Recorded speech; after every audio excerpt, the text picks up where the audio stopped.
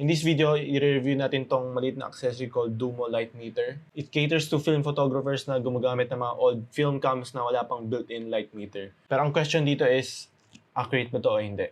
Let's find out.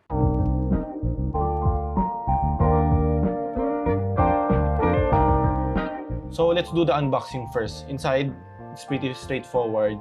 Makikita mo agad yung light meter, tapos yung manual, and dalawang option of hot shoe, isang 3D printed sa isang black. So there's no battery included, so you have to buy it separately. At first glance, maliit lang yung light meter and mabigat siya kasi gawa siya sa bakal.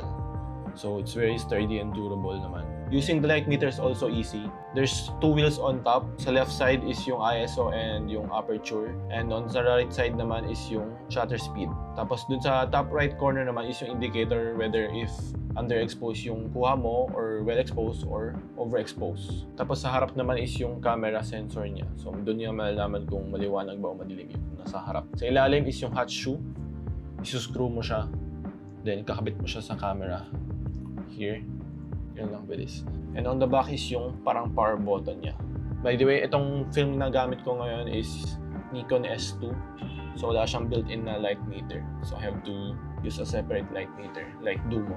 Ginamit ko to nung pumunta akong La Union. So ginamit ko Portra 400 and ginamit ko tong light meter. Kasi before ang ginagamit ko light meter is yung nasa app sa camera. So if nandun yung subject, dadalhin ko yung camera app ko. Ilagay ko doon. Doon ko malalaman kung anong aperture ISO ang dapat kong gamitin. Then babalik ulit ako sa camera ko, then frame. Ngayon, mas mabilis na ngayon kasi built-in na. So, tatapat ko lang yung film cam, then on ko. Doon ko malalaman kung overexposed, underexposed. Doon ko na lang i-adjust. So, once nakuha ko na yung exposure, then a-adjust ko naman sa film cam. Then, shoot.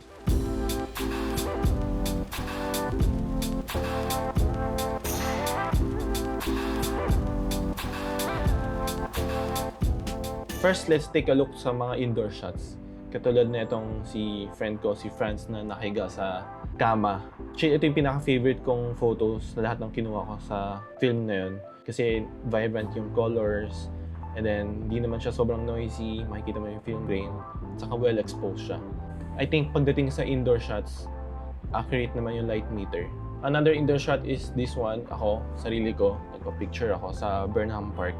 Again, sobrang vibrant ng color. It's because of the Portra 400 din kasi. In terms of exposure, okay naman siya. Again, +1 pa rin siya.